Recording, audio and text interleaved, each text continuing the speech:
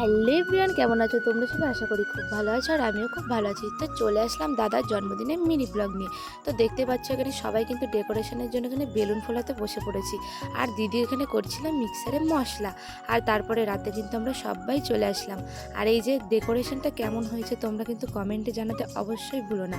আর তারপরে দেখো এখানে বৌদি আমাকে দিয়ে দিল কোল্ড ড্রিঙ্কস, আর আমি একটু কোল্ড ড্রিঙ্কস খেয়ে নিলাম।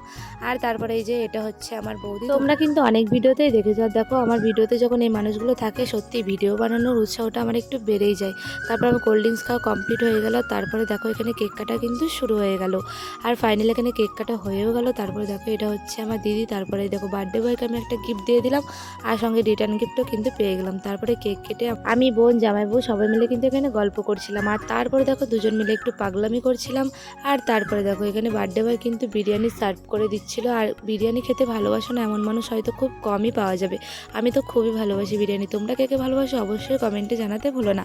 আর তারপরে ছিল পায়েস আর মিষ্টি, আর তারপরে ছিল গরমে আইসক্রিম। আর আমার ভিডিওটা তোমাদের কেমন লাগলো অবশ্যই কমেন্টে জানাতে ভুলো না। আজকের মতো টাটা, দেখাবো অন্য একটি ভিডিওতে।